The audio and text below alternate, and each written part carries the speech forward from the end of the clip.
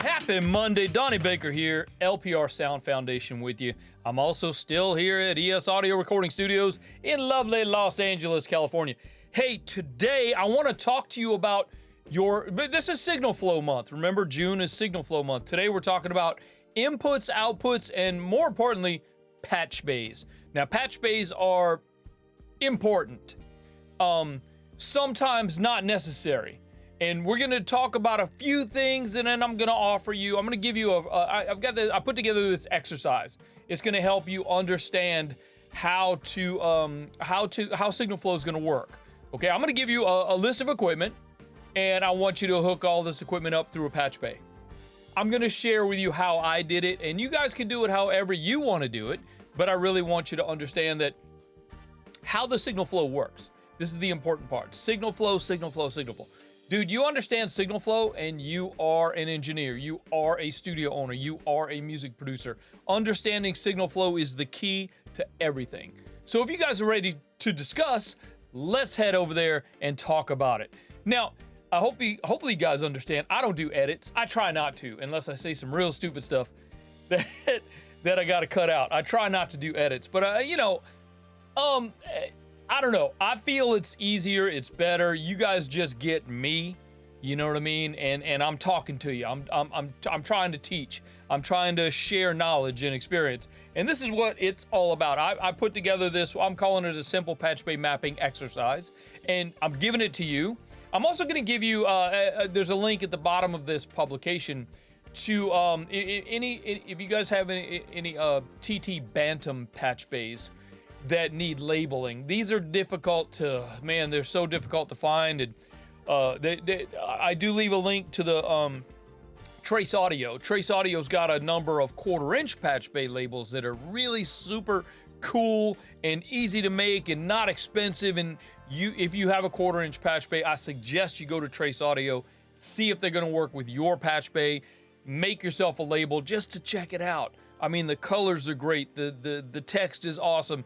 And I did one, and then I ended up buying 3 more because I loved it. It looks great. It feels great. Actually, there's a picture of it right here. This is this is my Studio B. These are the patch bay labels by Trace Audio. You can see how wonderful they look. The labels are great. The colors are awesome, and it's not expensive at all. It's $24. If you don't you can put your own logo on there. I think they charge you an extra $5 to print your logo on it. But you know what? For me, I know where I work. I'm okay. Now there's in Studio B, there's logos on the producer desk. There's a logo. So, and it sits right. I don't know if you can see it in the picture there. See the chunk of wood over there on the right? That's actually the producer desk, and on there is the logo. So I didn't really need logos on that. I saved myself $5. Actually, I saved myself $15 because I made 3 of these punks. So I'm gonna go through real quick and share with you what I did on this patch bay map and the exercise, and then I'm gonna make it. Of course, it's gonna be downloadable for you. You guys can go grab it. There'll be a link in the description. I'm also gonna share with you on screen. Go to learnprorecording.com/patch bay. In case you guys are listening to me on the podcast and you're not seeing it and the link's not there, it's learnprorecording.com/patch bay. So go grab that. It's free. I'm not charged. I'm not going to charge you for this, man. I'm trying to help y'all out. But I do give you a list of equipment, including an analog console, which is pretty cool because we have analog consoles in our rooms. Both our studios have analog consoles, and putting them together is kind of where this whole thing came from. I get a lot of questions from YouTube, and a lot of questions from my students that they want to know how things work together. They want to know how everything fits, and how do I make this input go to that output, and how do I make this insert come into this thing. That's what I did. And you know what I actually did, man, is I sat down, and I think I say it in the exercise. I actually sat down and I drew it out on a piece of paper. You know, before I actually made the labels over at Trace Audio, I actually drew it out on a piece of paper. In my mind, I knew what I wanted, and I knew how I wanted it to work. And that's what this exercise is hopefully going to help you understand in your studio, and think about your particular situation. look, if you just got a Focusrite 2i2 and you only got one microphone, I don't think you really need a patch bay just yet. But if you got a piece of outboard gear that you want to plug into that, yeah, dude, a patch bay might be the ticket. Because what you're gonna do is you're gonna buy more outboard gear as you start to love this game and start to understand how things work. Oh, you mean I could plug in this outboard preamp and use that? Yeah, you can. You don't have to use the one on the Focusrite. You can use one from the new Behringer 1273. There's a link in the exercise. There's a link to the new Behringer stuff coming. I'm excited about this. I might do a whole episode on this, man, a review video. I'm gonna get these. They have a 1273 and a Behringer 369, which is the 33609 clone and the 1073 clone. It's a 1273 because you get two, and they look great. They're not available just yet, I don't think, but maybe by the time you see this, they'll be available. But I'm gonna get some just because they look great, and I'm gonna put them in Studio C. This is our Studio C. This is basically a podcast studio, but we do record in here sometimes. We do production in here. So there is a system right there, as you can see. Those HS5s are awesome, man. I tell you what. So let me share with you a little bit about this. I'm going to share this publication with you. I'm just going to real simply go through it because I want you guys to download it and work on it yourself. So there's that. All right. So this is the list of included gear that I'm giving you in your task to create your patch bay. Okay. You're gonna get an analog console, the Behringer patch bay, the Behringer 1273, the Behringer 369, and you're gonna get an Apollo 8P, the X8P, which is the newer one. The panels, the Redco Live Room panels, those are awesome. And that's what you're going to put in your live room, so you can plug the microphones into your live room. And there's pictures of all the stuff there. The links are there. This just explains a little bit about what I want you to do. Here's the finished one of my finished patch bays from my Studio B. And then we're going to talk a little bit about patch bay configurations because this stuff really matters. Normaled, half normaled, non-normaled, through, open. I know you guys have heard this, and hopefully this explains it a little bit better, so that you understand, okay, well, when I plug this thing in, I want it normaled all the time. When I have this thing in, I want to have it half normaled so I can get to it, but I don't need to turn it off every time I plug in to the top. That's going to explain a lot of that, okay? So this is just some of the information about the thing. Here's a blank. You can actually right-click it and download it and print it if you want to do it that way. But Trace Audio, man, just go to traceaudio.com and they'll let you do it. They'll let you fill out your patch bay right there. You don't have to buy it. You can just fill it out and see what it looks like. All right, make sure before you order it that it's exactly what you want. I did one, and I ended up thinking about it after I got the labels. I thought about it. I'm like, I really didn't want to do that, but I made it work, and it's okay. So here is my map. This is my map, and you guys can see this. Let me turn it down a little bit so you can see everything. See if you can see everything all at the same time. This is my map, and it just shows the inputs and outputs and where I put them on my patch bay. You don't have to follow mine. You could do your own. That's just one of mine that's, I thought this was the easiest for me to do.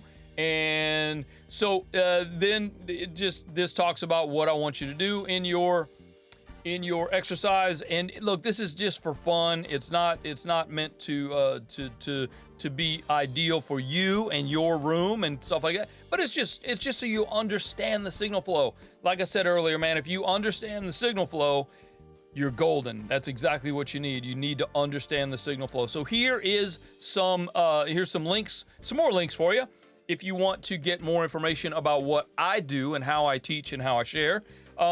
This is the download the TT Patch Bay template. This is put together in Google Sheets, so it's ready to go. You just go to the link, make a copy of it, save it to your Google Sheets, and then go to town, change and everything. Actually, what you see on the one that you download there is that is actually my Studio A patch bay. So if you want to see how my Studio A is running, how everything's working, then there you go. That's exactly what it is that you're gonna get. And this is, again, let me throw the link up here for you, learnprorecording.com/ Patch Bay. Just go grab it, man. It's free. I'm not trying to sell you nothing, not trying to make no money off it, and it's just a lot of fun.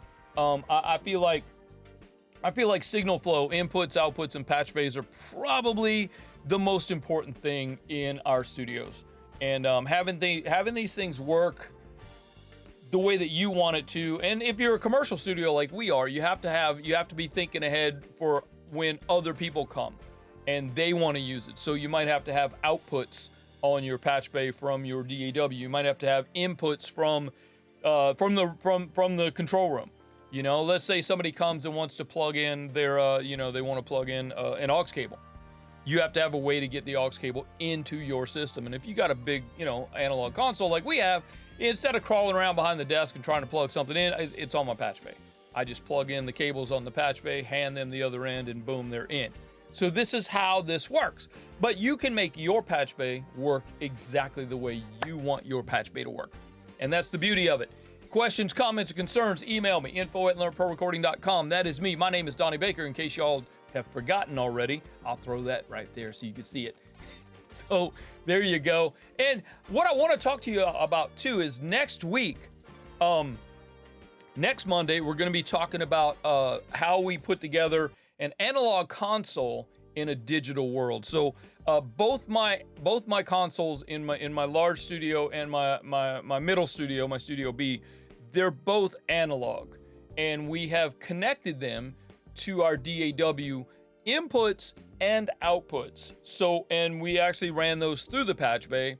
You'll be able to see in Studio A, when you download the template, you'll be able to see how I did that. We actually have tape machines in there as well, and you'll see the tape machines on the patch bays as well. So if we do need to get to the tape machines, we have to patch it.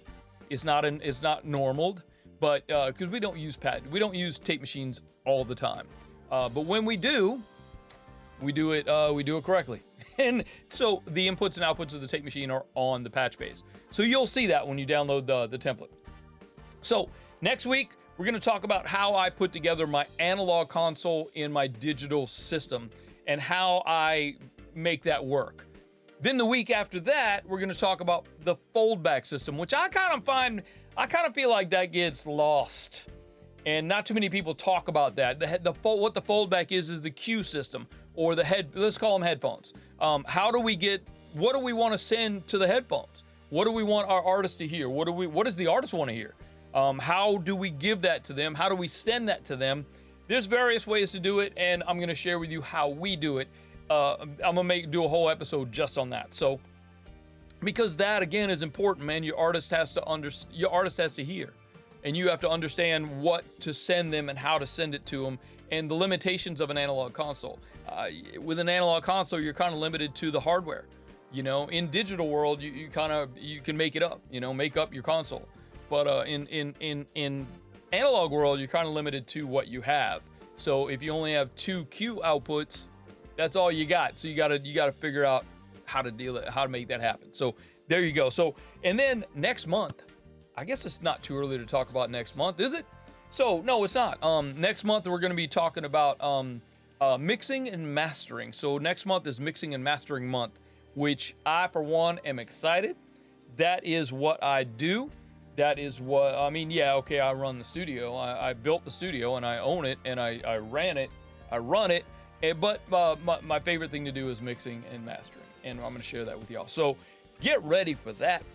Hey, again, go I'll throw the download up one more time just in case somebody missed it. It's also in the description. So while you're down there clicking on the description, go ahead and hit that subscribe button over there on the other side, man. We're building it up and we're growing and getting questions and comments every week. The comments and the questions grow, and I, for one, appreciate that.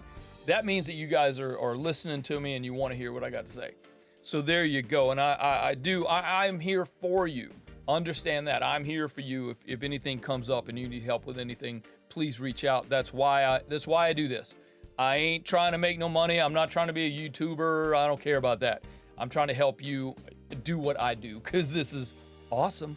So go forth. Have a great week. Don't forget Wednesday, the blog post. Don't know what we're doing this week, but it's always cool. Thursday Live, man. Thursday Live that's becoming a popular thing, man, and I do enjoy that when there's multiple people in there and we're all interacting and asking questions. What I do on Thursday Live is I'm just here. It's on YouTube and also on Twitch, but I'm here and I'm just answering your questions. Mostly, but we try to focus on business. But if something comes up, you want to know about how a patch bay, a half normal patch bay works, ask away. That's why I'm here. So Thursday Live, it's usually 1 o'clock in the afternoon Pacific time. So if you're available, come join us. Usually lasts about a half hour, but you know, if it goes long, it goes long. You know what I mean? So I'm gonna get up out of here. Go have a great week, and we will we'll see y'all next Monday. As always, Monday. And don't forget to download the thing, and let me know what you think about the exercise.